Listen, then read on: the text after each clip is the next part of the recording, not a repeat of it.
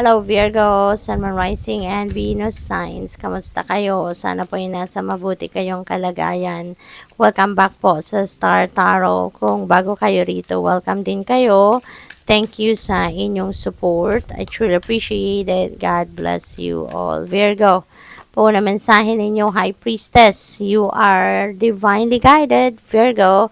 Lalahanin ninyo na divinely guided kayo. Lagi kayong ginagabayan ng Divine Universe. Kaya importante na lagi kayong mag-tune in sa inyong intuition so that you will be accessing the divine guidance na pinapadala sa inyo. Okay?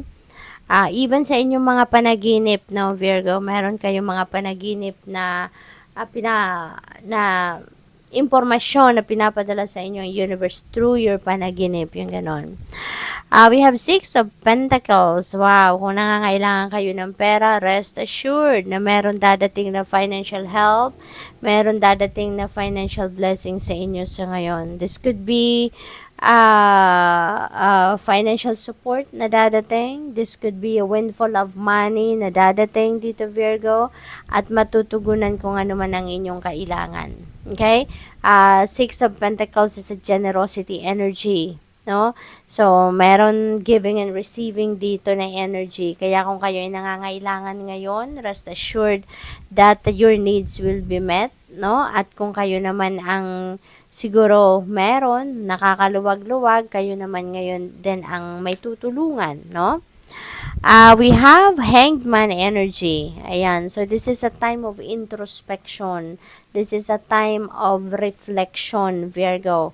Kasi, baka meron kayong kailangang mapag-isipan, meron kayong kailangang pagmuni-munihan sa ngayon, no?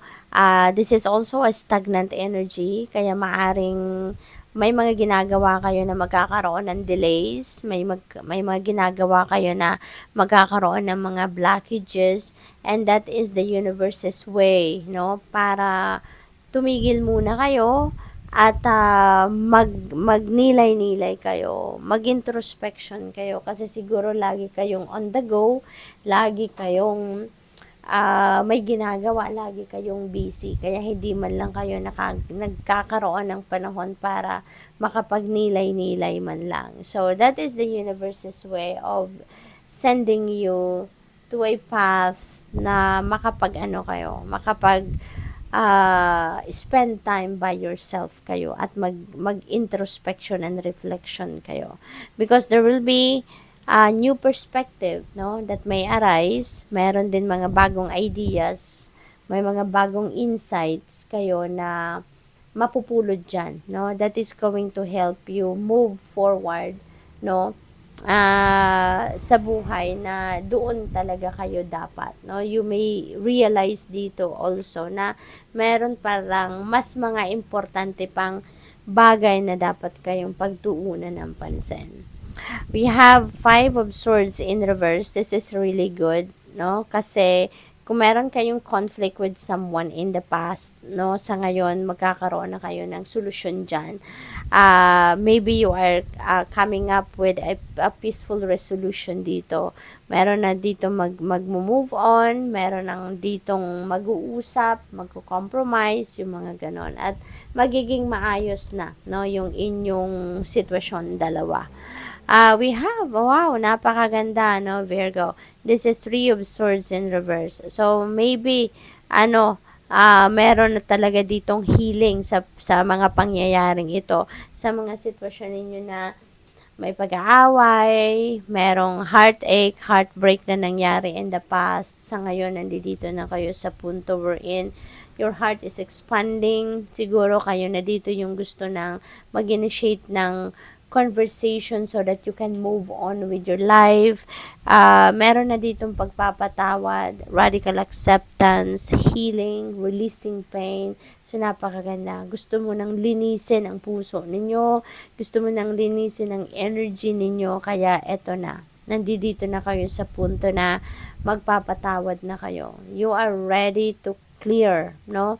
To clear up the clutter, no, sa puso ninyo, sa buhay ninyo.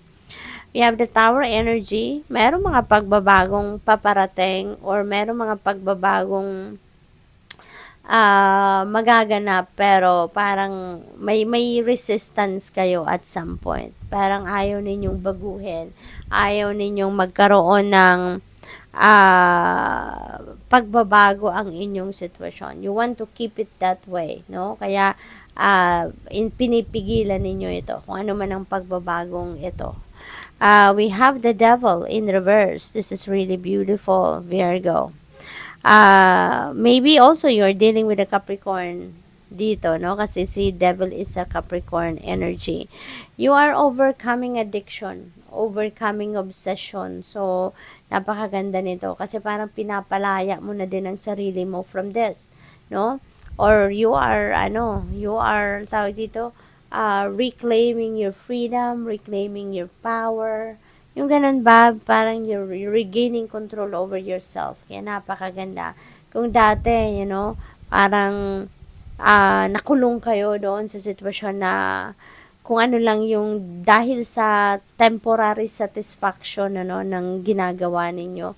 Parang nawili kayo doon. Pero ngayon parang nagsasawa na kayo at nare-realize ninyo na parang wala namang pinupuntahan, ang ginagawa ninyo. Parang hanggang doon lang din siya, no? O, nasa-satisfy kayo sa ginagawa ninyo, sa nararanasan ninyo, pero walang progress, no? Walang, yung parang nakalagay lang kayo sa isang box at paikot-ikot lang kayo doon, parang ganon. So, ngayon, you are breaking away from that situation. Kaya napakaganda nito na pinapalaya nyo na din ang sarili ninyo from that parang sorry naman, nabubululaw sa parang restrictive energy din ang nagko-control sa inyo doon. We have the Lovers in reverse. Ayan, so hala, Virgo, baka meron kayong conflict with another person, feeling ko din, since nasa taas niya si Five of Swords at saka meron tayong Three of Swords energy. So, this could be something, ito yung pinanggagalingan siguro ninyo, Virgo, no? Na nagkaroon kayo ng conflict with your person, nagkaroon kayo ng away, may trust issue siguro kayo with your person, and that could be in the past, no? Kasi meron na tayong Five of Swords in reverse, merong compromise, may resolution. So, kung ano man ang naging problema ninyo dito with your person, maaayos na siya, no? Kasi may compromise, merong acceptance na, may forgiveness na, kaya magkakaayos na kayo. So, good luck. Thank you for watching. Love and light. Namaste.